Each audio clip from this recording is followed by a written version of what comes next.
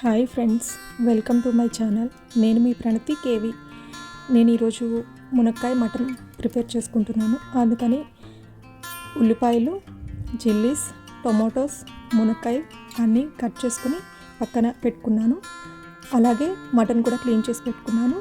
తర్వాత స్టవ్ మీద కుక్కర్ పెట్టుకుని అందులో కొంచెం ఆయిల్ వేసుకున్నాను.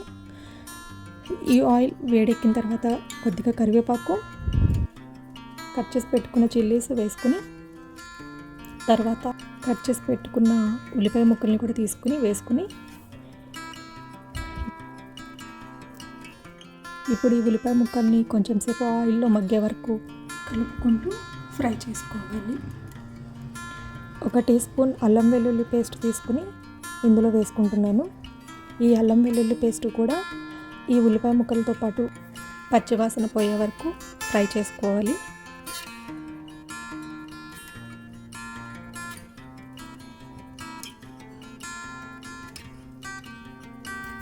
ఆ తర్వాత ఇందులో కొన్ని టమాటో ముక్కల్ని వేసుకున్నాను.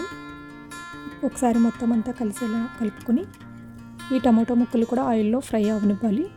తర్వాత కట్ చేసుకున్న మునక్కాయ ముక్కల్ని వేసుకున్నాయి. ఒక 300 గ్రామ్స్ మటన్ తీసుకున్నాను, అది కూడా వేసుకున్నాను.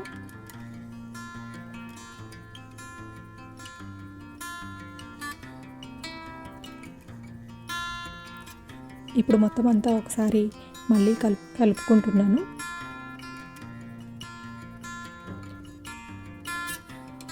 తర్వాత కొంచెం పసుపు, కొద్దిగా రాళ్ళ ఉప్పు,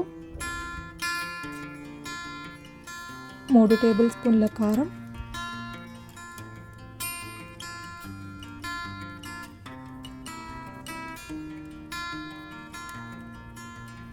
వేసుకొని మొత్తం అంతా ఒకసారి ఇలా కలుపుకొని ఆయిల్ పైకి తేలేంత వరకు ఈ ఆయిల్లోనే ఉడికించుకోవాలి. తర్వాత ఒక గ్లాస్ వాటర్ యాడ్ చేసుకొని ఒకసారి మళ్ళీ కలుపుకుంటూ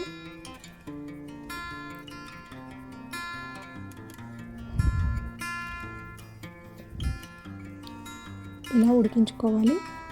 తర్వాత కుక్కర్కి మూత పెట్టేసి ఒక 6 విజిల్ వరకు రానిచ్చాను.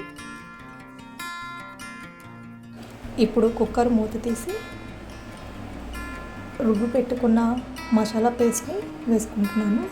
నేనైతే ఇలా పేస్ట్గానే వేసుకుంటానండి మసాలాని, ఎందుకంటే కొంచెం గ్రేవీ ఎక్కువ వస్తుందనేసి. మళ్ళీ ఒకసారి కలుపుకొని మసాలా అంతా కర్రీలో కలిసేలా కొంచెంసేపు ఉడికించుకొని ఇప్పుడు కొత్తిమీరని ఇంకా లాస్ట్లో యాడ్ చేసుకుంటున్నాను. అంతే, మునక్కాయ మటన్ కర్రీ రెడీ.